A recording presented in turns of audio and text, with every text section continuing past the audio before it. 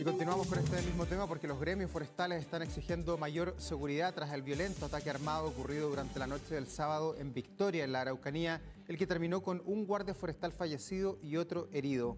Queremos profundizar en este tema y para eso nos acompaña aquí en el estudio Rodrigo O'Ryan, presidente nacional de la Asociación Gremial Forestal La Corma. Bienvenido, Rodrigo, gracias por estar aquí. Rodrigo, bienvenido. Muchas gracias, Carla, muchas gracias, Davor, por esta invitación en este momento. A ver, no sé si tienen más antecedentes hasta ahora de lo que ha significado este ataque a dos trabajadores, uno con este desenlace fatal, el otro que hoy día se debate también, con, entendemos, lo más grave que ha pasado desde la muerte de los 3 carabineros y con una característica particular, que es que este fue un ataque directo a las personas. Sí. No hay maquinarias incendiadas, que suele suceder, digamos. Bueno, primero que nada, manifestar nuestra condolencia a la familia de Manuel León Urra y de César Osorio, que César ojalá pueda salir, ya que está herido gravemente. Cuando uno ve las imágenes de 4, 5, 6 personas disparando a quemarropa, digamos, es realmente conmovedor. Así que como representante del sector forestal quiero manifestar nuestro profundo acompañamiento con la familia. La verdad que es increíble lo que está pasando en este país, donde hay zonas que chilenos no pueden salir a trabajar, que no es solo el sector forestal. Esto afecta a todos quienes trabajan en la ruralidad. Así como hay zonas en las ciudades que no se pueden entrar, esto está pasando en la región de nuestro país, donde la gente trabaja bastante solitaria. O sea, estos trabajadores estaban cerrando un portón para irse a su casa, después de haber realizado tareas de cuidado, ni siquiera de seguridad. Son personas que no están armados, nada, están apoyando a sus compañeros de trabajo para detectar situaciones de riesgo. Y aún así, cuando están cerrando un portón, aparecen estas personas y les disparan con el resultado que conocemos. Rodrigo, ¿y en esa zona hay seguridad? Porque claro, mirando desde la óptica de la capital, de Santiago, mirando la Araucanía, uno entiende en el papel por lo menos que hay un estado de excepción, que hay patrullaje, en la Araucanía le corresponde al ejército, en la octava región le corresponde más a la Armada. ¿Se ve eso en las rutas, en las carreteras? ¿Se ve un patrullaje? ¿Ha mejorado la sensación de seguridad o se siente que están, como tú dices, muy en solitario? Bueno, a ver, las autoridades hablan y es verdad que las estadísticas han venido bajando, ¿ya? Pero la sensación de seguridad persiste y en base a los resultados que vemos este fin de semana, donde hubo un atentado que quemaron maquinaria forestal el día sábado y este atentado con resultado de muerte el día domingo, yo creo que nos habla de que las medidas no son suficientes y que necesitamos reforzarlas y que el Estado entre con todo el rigor y poder que la Constitución nos permite. ¿Hay una suerte de naturalización del estado de excepción? Absolutamente, y sobre todo en el resto de las regiones. Ya es como cuando uno habla de los portonazos acá en Santiago, que es un portonazo más, ya la gente no lo considera, básicamente es como que está escuchando, bueno, será uno más. Lamentablemente en el sur o en Santiago pasa lo mismo con las noticias del sur, si es que aparecen. Yo veía en muchos medios ayer y salían notas, pero muy cortas, y pasaban a temas como la celebración del 18 de septiembre, entonces casi como por hacer un check, cuando en verdad necesitamos que los medios tomen esto como algo propio. O sea, los medios son muy importantes para poder transmitir lo que está pasando allá. La gente lo está pasando mal, muy mal. Ya, Entonces, pero los militares hoy día tú ves que están cansados, cayeron en la rutina, ya son más de 3 años, vamos en la renovación número 60 de los estados de excepción en nuestro país, o les faltan facultades para poder hacer un patrullaje correcto de defensa en toda la zona, que además es súper grande. bueno, por lo mismo, cuando uno conversa con muchos funcionarios de nuestra fuerza, se sienten un tanto frustrados porque creen y saben que pueden hacer más. Pero como es un estado de excepción acotado, no pueden actuar de la forma que quieren y podrían actuar para poder darle una solución más acelerada a esta situación. Ahora, algo como esto podría evitarse con el estado de excepción constitucional que tenemos, que entendemos es en algunas arterias, en algunas vías. Tú partías diciendo, Rodrigo, que tenemos zonas que están cerradas, donde si no ingresas con una autorización no se puede ingresar. Conozco gente incluso que tiene adeudos en algún lugar y no puede ir a verlos si es que no cuenta con la autorización de alguien que viva en la zona. ¿Podrían con este estado de excepción haber hecho algo para prevenir esto o ya la lógica es otra y habría que aplicar otro tipo de medidas? Mira, no podría hacer futurología, digamos, y entender o asegurar qué es lo que puede pasar. Vimos lo que pasó con la exministra del Interior, Isquia Siche, que no pudo ni siquiera ella entrar. A Temucuicui. Exactamente. Por lo tanto, ¿qué es lo que puede pasar? No lo podemos saber. Lo que sí yo creo que se puede pensar es que podríamos tener una mayor chance de tener mejores resultados. Rodrigo, ¿y a qué se están enfrentando hoy día en la zona? Porque claro, uno tiende a relacionar de repente los atentados con reivindicaciones étnicas, pero hoy día también nuestro país está enfrentando otros fenómenos como el crimen organizado y es plausible también poner sobre la mesa de que puede estar operando allí el narcoterrorismo. ¿Ustedes lo sienten así? ¿Lo ven como un enemigo? ¿Lo ven constituido de alguna manera en esa macrozona sur? Es una muy buena pregunta. Yo creo que hay que ser muy claro que esto no es un tema de reivindicación indígena o mapuche. Aquí se han utilizado estas causas para poder impulsar movimientos o estos crímenes organizados, por lo tanto que se han camuflado tras esta causa y eso hay que atacarlo como tal. Ya, pero en este caso, ¿tienen alguna certeza o algo que les indique? Porque no hay reivindicación, por lo menos en este atentado. No hay No hay lienzos, no hay mensajes. No hay nada de lo lienzo, que no hay habitualmente se mensaje. dejaba. Esto es sembrar terror en la zona para poder capturarla e ir ampliando sus zonas de captura. Y el que sea directo a personas, ¿ustedes lo interpretan de alguna forma? Porque uno ha visto hace mucho tiempo, muchos años, que hay quemas de maquinarias, que se meten a los predios, que queman los predios, y uno podría decir, bueno, esto ha sido como lo más clásico, lo más tradicional. Después viene también el tema con los carabineros, que también tienen un tema simbólico en el fondo, desde el Estado, desde la fuerza del Estado. Pero en este caso, dos trabajadores, que tú además dices que ni siquiera son parte de la seguridad propiamente tal, sino que prestan colaboración sin tener ni siquiera armas. ¿Cómo lo decodifican? ¿Cómo lo interpretan ustedes? ¿Por qué pensar en un ataque directo a las personas? Porque es sembrar terror.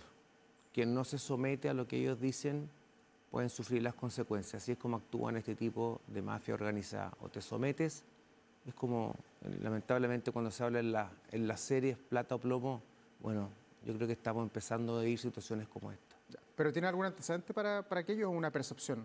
Yo preferiría que eso lo hablaran con mayor certeza la Fiscalía. Ahora, el gobierno ha dicho que es posible que se invoque la ley antiterrorista dependiendo de los antecedentes que se reúnan en este caso. ¿Ustedes están de acuerdo o ustedes per se consideran que esto es terrorista y debiese existir algún tipo de mirada desde el Estado en ese sentido? Nosotros somos partidarios de que se invoque al Estado, en todas las herramientas del Estado sean utilizadas en su máxima expresión. Si es o no, esperamos que haya una muy buena investigación transparente y objetiva para poder determinar si podemos aplicar las máximas medidas que nos permite la Constitución. Ya, pero en el corto plazo, de aquí a la próxima semana, ¿qué es lo que habría que hacer? Porque claro, estamos en un debate que muchas veces es ideológico también en el Congreso en torno a cómo aplicar la ley antiterrorista, pero con las facultades que existen hoy día de los gobiernos, de la gobernación, de la delegación presidencial, de muchos entes que están vinculados a este tema, ¿qué habría que hacer? ¿Cuál es la sugerencia que hacen ustedes como gremio? Ocupar la máxima presión y acción que puede ejercer el Estado antes de poder asegurar el siguiente ¿Pero paso. eso qué implica? ¿Copar la zona? Porque también tenemos problemas y uno puede recordar también el caso Catrillanca cuando el denominado Comando Jungla intentó de alguna manera copar la macrozona y mire cómo terminó todo. Bueno, pero eso puede ser una mala organización también. Si las cosas se organizan bien, existe un mapeo profundo de dónde se concentran estos grupos. Por lo tanto, en ese sentido podrían haber acciones más efectivas con planificaciones realizadas de otra forma. ¿Cuánto ha aportado el estado de excepción para que la zona, no está normalizada, lo tengo claro, pero para que al menos se pueda desarrollar de mejor forma la actividad forestal, el tránsito de las personas, los trabajos de cada uno? Esto hay que mirarlo como hechos aislados, tan lamentables como lo que significa, tan violentos como lo que significa que se mate a personas de esta manera. O la verdad es que esto ha sido un permanente y el estado de excepción no ha logrado dar esa tranquilidad que esperarían.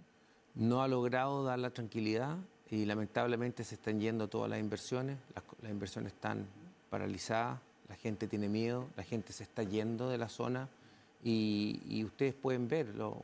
Han salido presidentes de todos los gremios, no solo los gremios agrícolas ni forestales, sino que ha salido Susana Jiménez de CPC, han salido gremios de distintas índoles, porque esto es transversal.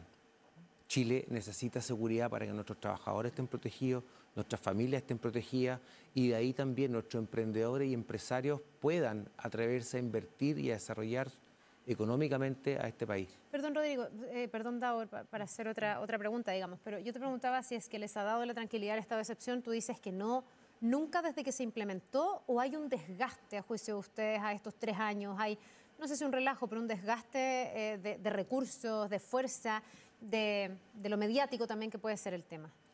Yo creo que desgaste mediático no ha habido, porque como les decía al principio, no hay un despliegue mediático, al menos a nivel nacional. O sea, yo creo que si uno le pregunta a la gente del norte qué es lo que está pasando en el sur, no saben, ¿ya?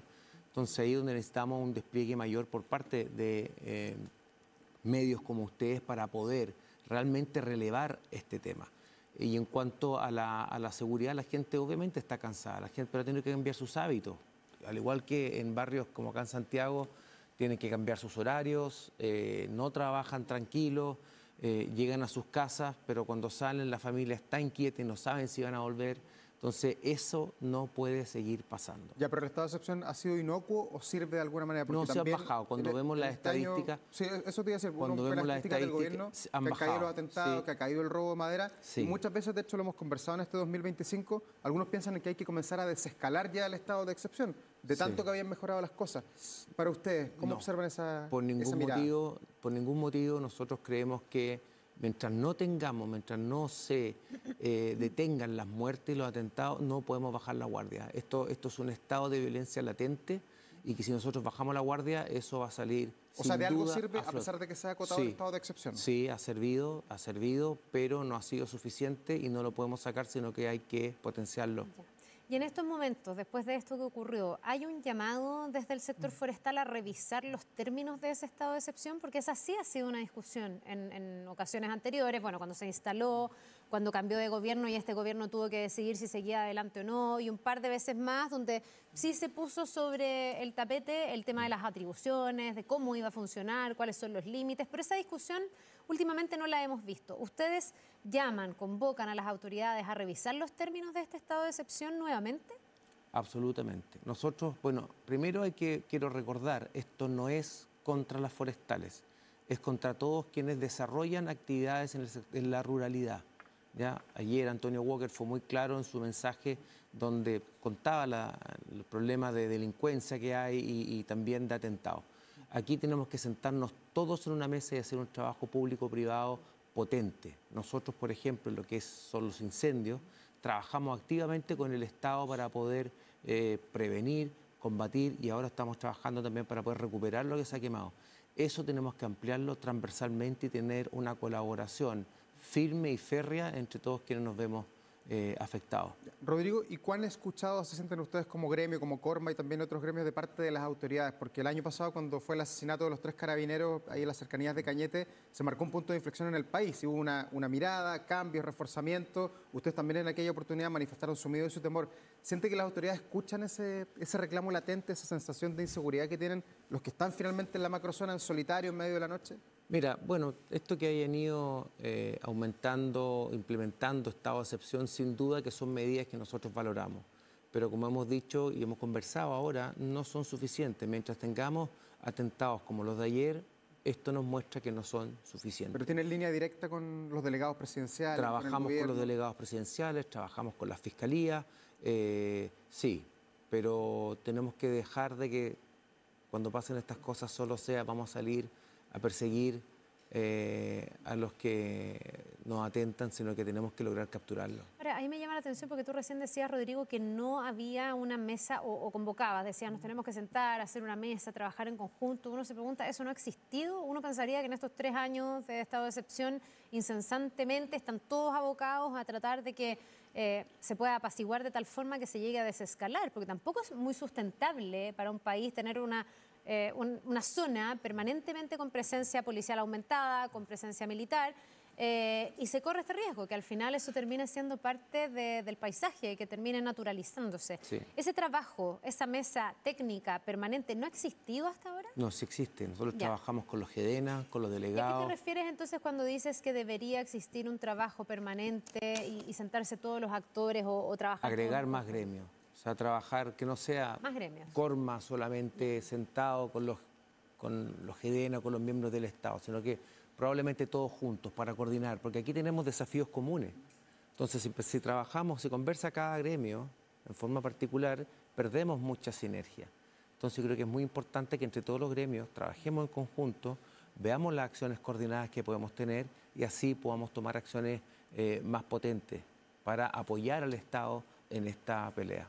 Rodrigo, muchas veces hablamos de la macrozona sur, de la Araucanía, que son regiones gigantes, podría ser un país completo, de hecho, en sí mismo. Hoy día, ¿dónde ven ustedes albergados los mayores problemas? ¿Dónde está el miedo instalado? Y quiero preguntar también cómo ha afectado eso en la empleabilidad. ¿Hay gente que ya no quiere ir a trabajar en la industria forestal? Absolutamente, sí. Hemos visto trabajadores que ya no quieren ir al sector forestal, muchos se han ido, han migrado a la minería. Increíblemente, gente que vive en la región del Biobío, viajan, deciden cambiar su fuente de trabajo, incluso lo que cuesta tener que viajar por semana, digamos, estar lejos de su familia, pero claramente son mejor a vivir un riesgo de que puedas sufrir un atentado. ¿Y en las zonas están acotadas? Porque esto fue en Carahue un atentado el sábado y el otro fue en Victoria. Sí, sí, hay zonas concentradas, obviamente, entre la región del Biobío y la Araucanía, y bueno, así como se concentran zonas de incendios, que eso también es súper marcado, también hay zonas donde están marcados los atentados. Rodrigo, fuera de cámara estuvimos hablando y tú decías, ha habido muchas investigaciones en torno a diversos delitos, diversos hechos, estos de los más graves, pero también la quema de maquinarias, de predios, etcétera. Sí. ¿Tú crees que esas investigaciones llegan a puerto? Porque también llama la atención que hoy día no haya un diagnóstico tan claro respecto de qué es lo que está operando ahí. Todavía está esta discusión de si son reivindicaciones indígenas, en este caso mapuches, otros que dicen no, que hay una utilización. Algunos han esbozado la idea de que el narcotráfico está metido en esto, pero tampoco hemos llegado a un diagnóstico como certero, real, diciendo que tal banda opera ahí de tal forma, salvo algunas excepciones, pero no algo tan contundente. ¿Han sido fructíferas las investigaciones que han abierto la cantidad enorme de casos que ya se acumulan en la zona? Cuando uno conversa con presidentes de otros gremios, por ejemplo, los contratistas forestales, y te comentan que desde el año 2014 han habido más de 511 atentados y que han habido menos de 10 condenados, eso es muy frustrante. Y habla también de que el trabajo de investigación no ha sido lo suficientemente efectivo.